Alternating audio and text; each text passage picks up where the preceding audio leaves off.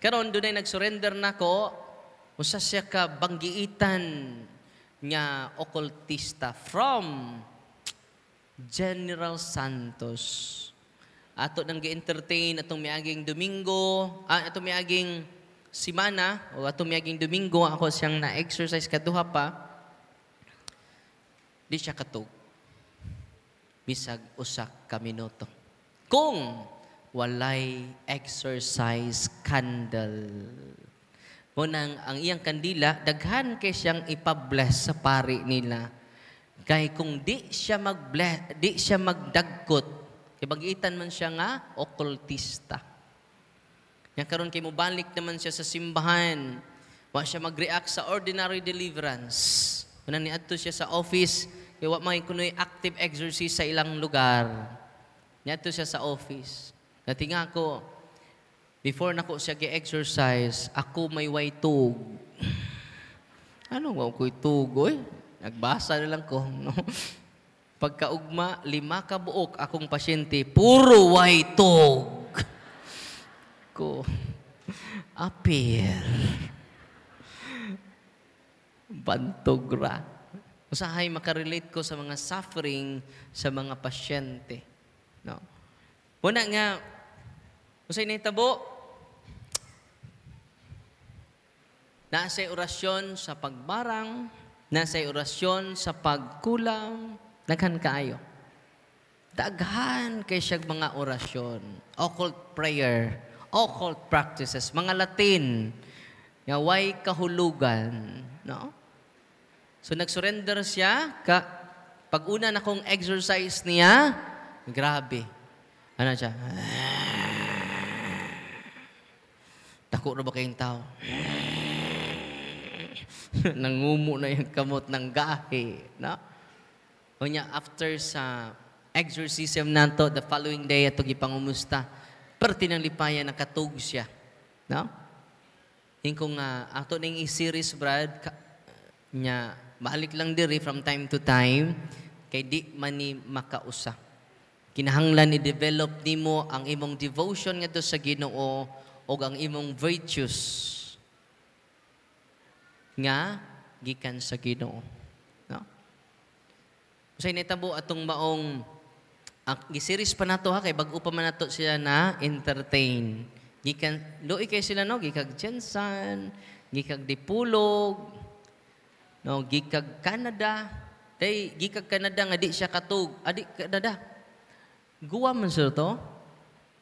From Guam, pila na siya kabuan di katug. Ipakumpisal nato, gideliverance nato, parte niyang katug human sa pagdawat sa sacraments and the sacramentals of the church. Ito pakpakan ang Ginoo.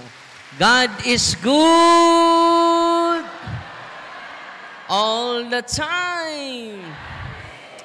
I'm here because you're here, because we are here, because God's here. God's here, that's why you are here, that's why we are here, that's why I am here. Atong pakpakan ang ato Ginoo. Unsa may sulti ni Papa Francisco kabahin niini? Ining atong mga tuo-tuo nga wa didto wa diri. Akong basahon ha. Ang gisulti ni Pope Francis. Ako ning giwali ang first part. Ako nang isulti ang gisulti ni Pope Francis.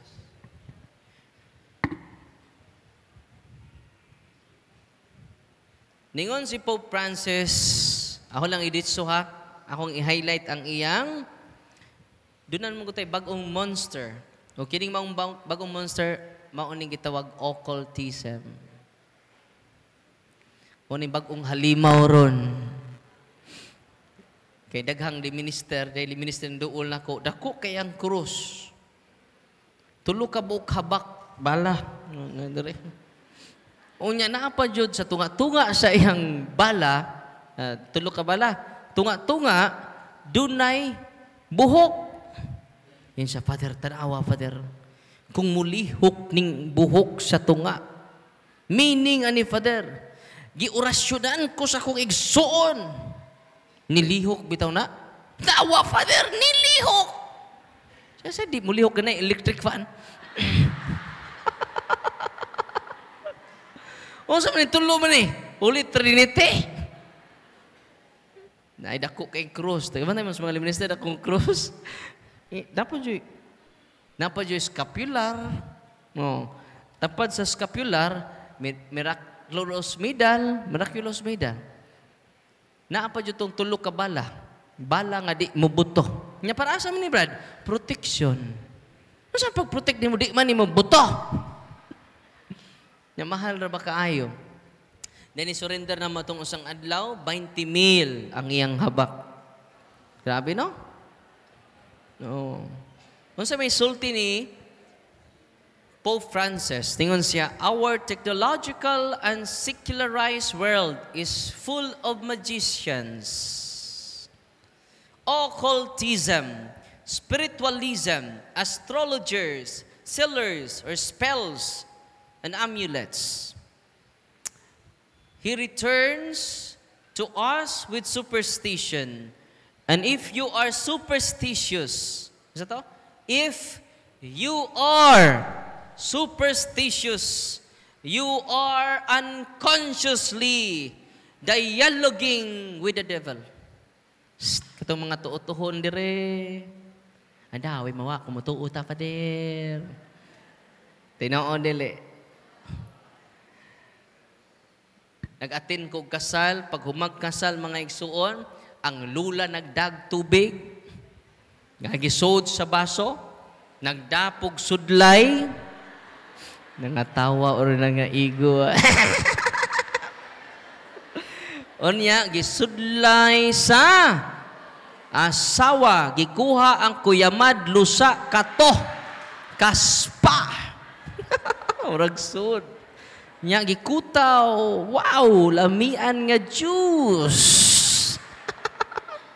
Pag humagkutaw, ang laki na pod. Gikuha na pod ang kuto, kuyamad, lusa, kuto, kaspa. Human, gikutaw. Pag human, gipainom. Nakasuway mo na? Daghan tag tuo-tuo. Ug matod pa ni Papa Francisco, if you are superstitious, you are unconsciously dialoguing with the devil. Kisa nagingon, Papa Francisco. Grabe, no? Unang ka na inyong mga orasyon, yam-yam, mga tambal sa mga namapaakan og bitin. Uy. I-surrender na. Ang akong security guard dito sa office, before siya nahimong security guard nato, di siya madutlan og bala.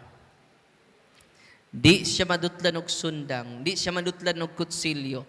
Kada kita niya sa akong mga reels nga i-share sa iyang asawa, kaya ang asawa convinced na nga kanang iyang power dili gikas Ginoo. Mag-away silang duha.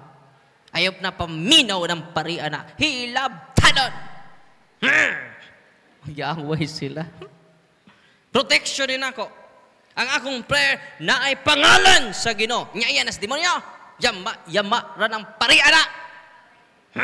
Suko siya kay nako.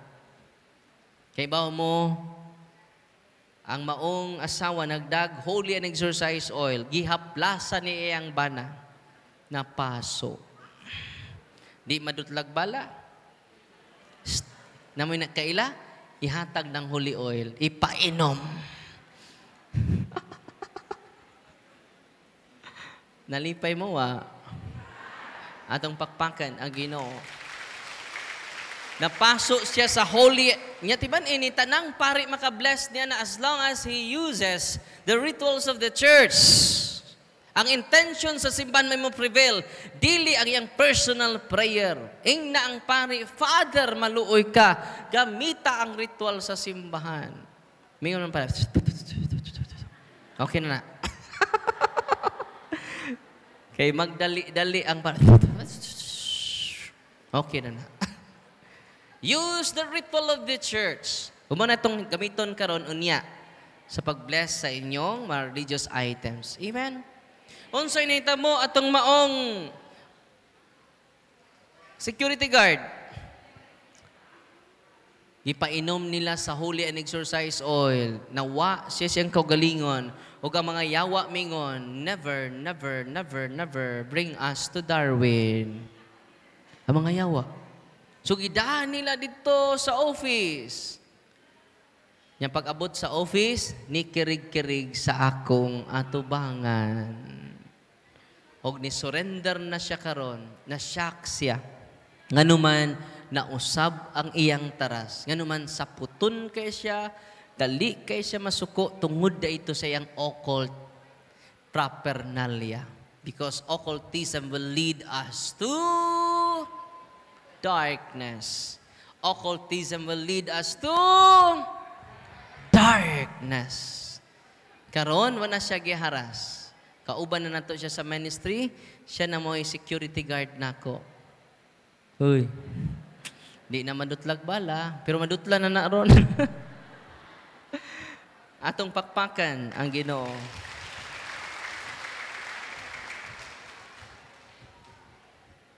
God is good all the time. Timan ini ang sa ha, tanaw ko sa kong notes. Magsalig ko sa kong kodigo. As Christians, when they were still pagans, were drawn into the orbit of occultism. Naglibot-libot rata. Di ba kung masakit ka, mapatutuin na dito ka. Kaya gibudyagan ka. Tinao dili. Kaya na itong silingan, gudlanag, dila.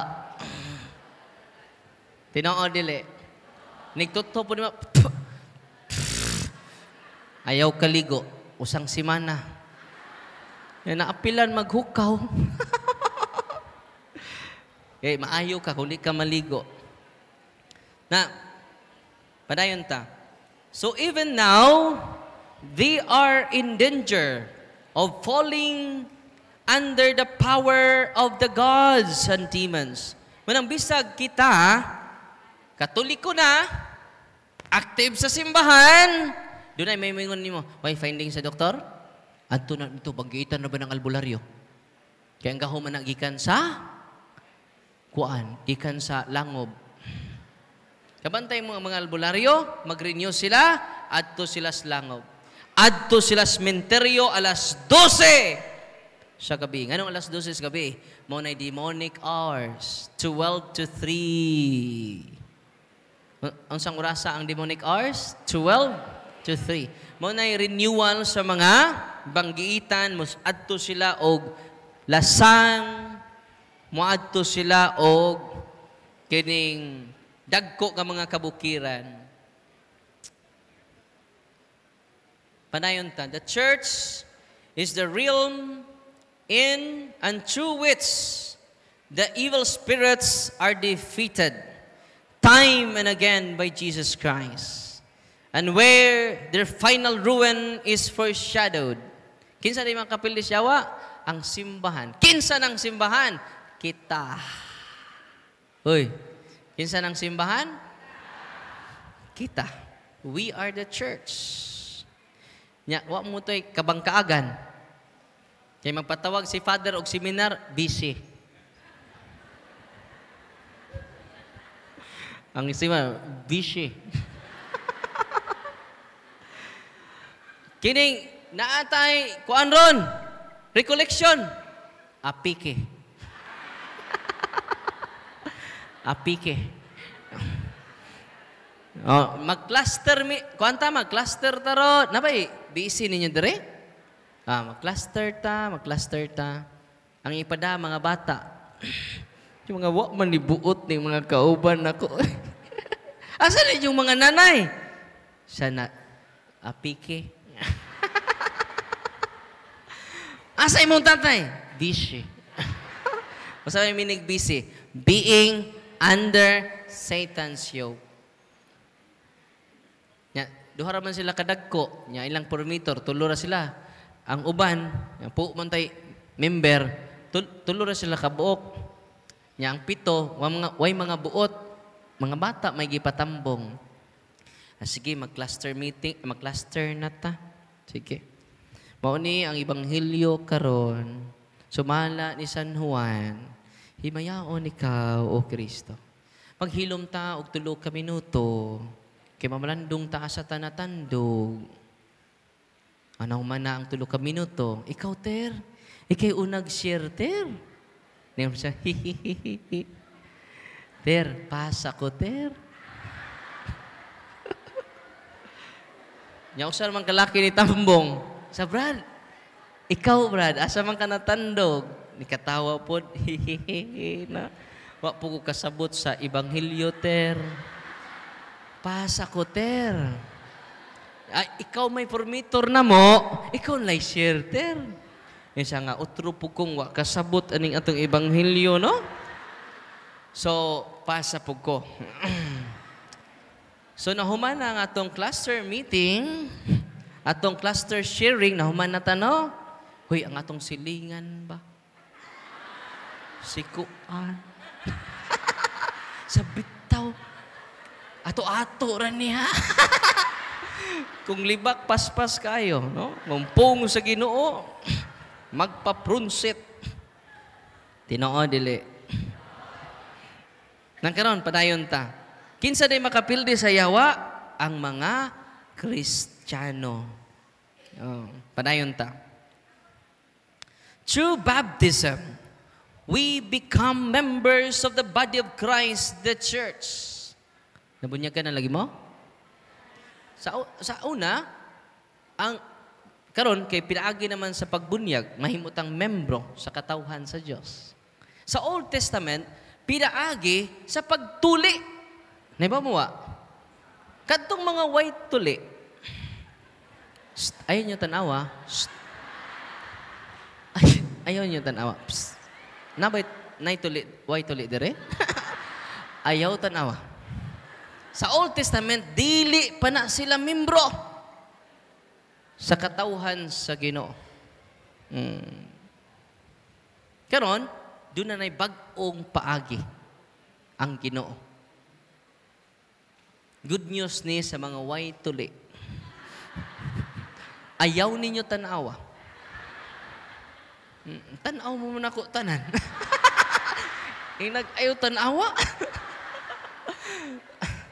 So, ang paagi sa una, nga mahimo kang membro sa katawhan sa Dios, pinaagi sa pagtuli. Unang naglalin si Pablo si Pedro. Unsa man ning atong mga bag-ong convert, tulion na to, dili. Ningon si Pablo, ayaw na. Kay dili na mo measurement nga mahimutang lawas ni Kristo. Mahimutang membro sa lawas ni Kristo, pinaagi na sa bunyag. Unang sa 1 Corinto 12:13, mingon San Pablo, tinuli ka man or pisot. Pag uli na musbay, kaya namnimba mo tibok pamilya na mo, ang akong manghod 2 years old, iyang giingnan si Papa, gituli na ka? Kaya ang first reading kit, about mas pisot.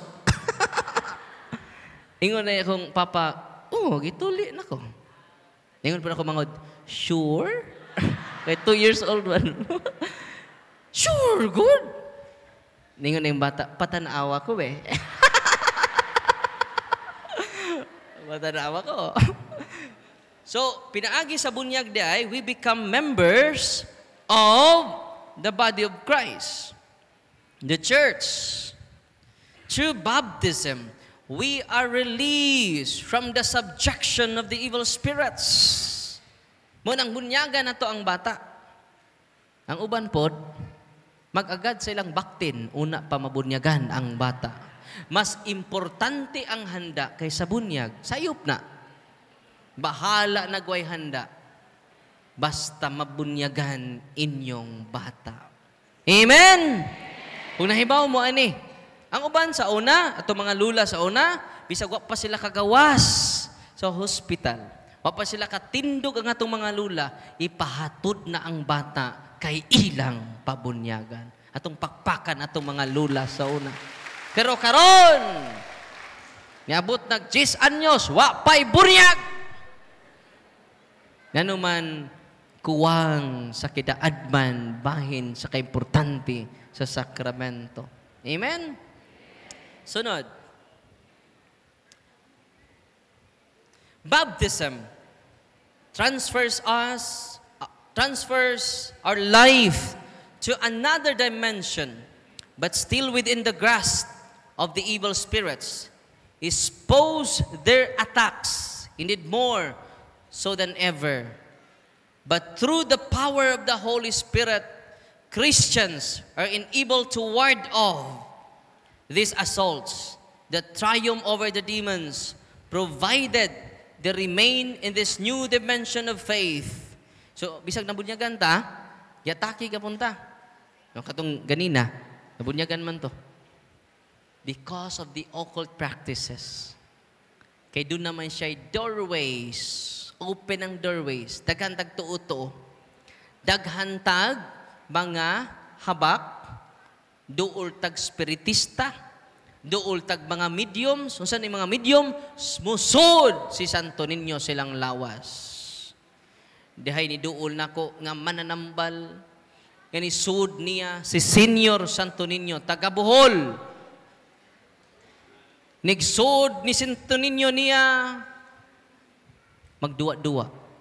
Og manambal, daghan kay naayo niya. Nagtuo siya nga si Senior Santo Niño ang nigamit niya. Dili man ni si Santo Niño, demonyo man di ay. Pag-abot niya dito sa Office of Healing and Exorcism, nausab ang iyang taras. Si man siya paminaw nako sa punto per punto. Pag-abot niya dito, pati ng singgit. Darwin! Bati kag na! Pero sa kibaw siya gibuhat, no? Katong Santo Niño nga nagpa-as if nga Santo Niño maoy perting wild, no? Grabe, no? Ang yawa mo deceive nato pinagis gahom-gahom, pinagis sa yam-yam, pinaagi sa mga occult practices. Kimuhatag man silag power. Pero timan ini mga igsuon, kumuhatag silag power nimo, dili na libre. Katong nitindog dinhi si Dudong Mark, nakoy nahinumduman siya ang gisulti kaganina, niingon ang tulo ka demonyo. Ingon niya, gusto ba kang madato? Kinsa may di gustong madato? Isa, gusto. Amo kang himuon nga dato. Di ba? Katong, daghan naman sa kwarta. Tungod kay mabasa man niya ang mga braha sa iyang mga kontra. Di siya mapildi.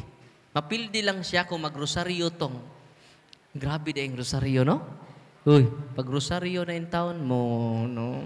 Rosaryo naman may father ka ng month of rosary. Kada October naman may magrosaryo ba? Una nga, pray the Holy Rosary every day. Powerful kayo. Matod pa niya, ang katong abyan niya, dili siya kabasa sa braha sa tao nga dunay delikado ni ron kay basining mga mutambungay minatay magrosaryo na ni para hindi mabasa. So mo na yung testimonya. No? Amay na lang po kay magrosaryo before magsugal. May nahinay ba? Amen? Ang sukli sa tulo ka demonyo, ni Mark ang tawag ni mo, no? Mark. Bingon ang mga demonyo niya, kay mga buutan man eh. Bingon ang mga demonyo niya, himuon ka namong dapto niya ang sukli, ihalad nimo ang usa nimo kaigsuon diri namo. Yun siya nga, ako lang di ay naapila-pila ako igsuon, jadi pwede. Kinahanglan dunay ihalad. Munang kabantay mo, dunay mga albularyo karon nga effective, mang-ayog masakiton, pero dunay baylo. Ang ilang kaliwatan, mga sakit nga wa diri wa didto. Di madiagnose sa doktor. Amen? Kining tanan akong gisulti ninyo, gisultinis na unang exorcist nako, ug ako na pong na-attest nga tinuod ang ilang gisulti.